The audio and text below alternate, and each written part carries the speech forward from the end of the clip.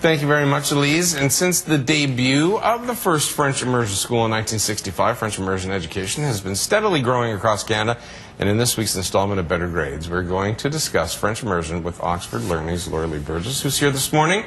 And Laura Lee, thanks for coming in this morning. Now, I believe, and we kind of touched on this a little bit before we went on camera here, I think this is the time of year when parents are making that decision for their kids that are going into primary. That's right. About whether or not are we going to go into French or into English. That's right. So this is February's primary registration month. So a lot of parents have that, you know, they're kind of on the fence. Do we choose English? Do we choose French immersion? Trying to decide what the best route is for their kids at this time for early immersion. And a lot of kids, as I mentioned in the intro there, are going into French immersion more and more all the time. And we do actually have a graphic that shows the number of students that are actually enrolled in French immersion. That's right. It's certainly grown since it started. What I found interesting about this stat is that the majority of the highest population, I guess, of students that are in French immersion is actually in Newfoundland, which is kind of surprising to me, I think. It is a little surprising, isn't it? Yeah, there's quite a few kids there. So it's definitely growing. And one of the concerns I think that oftentimes parents have is that they don't speak French themselves. And that is not necessarily an issue. So French immersion really is designed for kids who French is not their first language. Their families don't need to speak French in order to support them in French immersion. Now, we have a daughter that's in late immersion, so she started this year in grade 7. Yep. Now, I don't speak, well, un petit peu. Right. But Lori is bilingual, so she can help out with that. But like you said, you don't need to be, right? No, I mean, I have 2 kids in French immersion. They both started early immersion, and we don't speak French at home. There's a lot of things that parents can do, though, to help their kids who are in French. So there's a number of different options for parents to take some French classes. Canadian Parents for French is a great organization that offers training for parents whose children are in French immersion. Getting your kids to translate the work into English, so if they can explain it to you. And what I always like is having my kids try to say things and see if I can figure out what they're saying. So I'll say, oh, if you say this, and I can try and figure out what they mean. So this is an example of the percentage of parents who are English speaking is 57%. So the majority of parents of kids who are in French immersion are English speaking.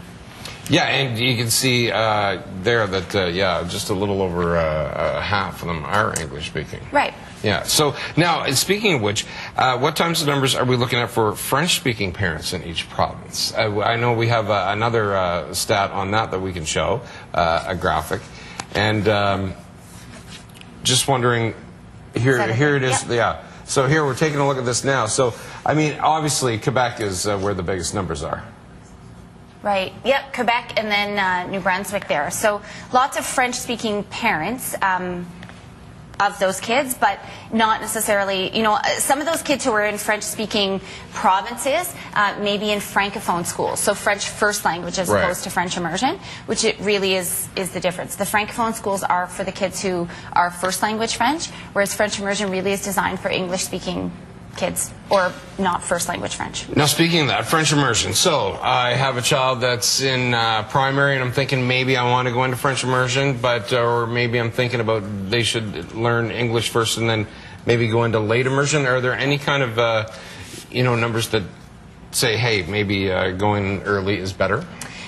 Well, statistics show that kids who start early immersion have a better handle of the French language by the time they're finished school. So they're better able to understand the language. They're not necessarily translating it in their head as much as a student who starts later immersion, and their fluency tends to be a little bit better.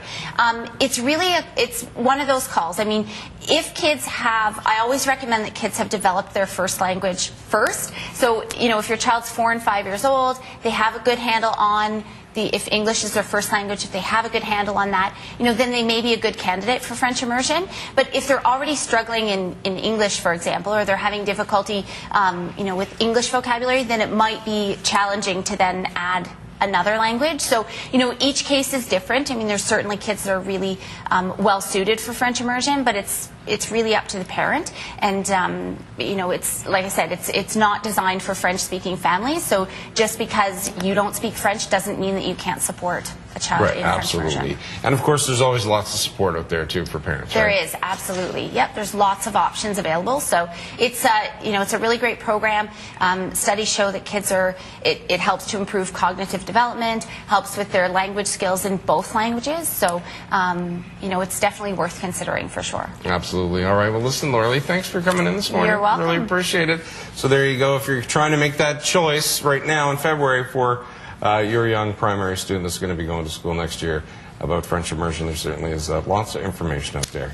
All right. We're going to check in with Elise now, who has some weather warnings, I believe.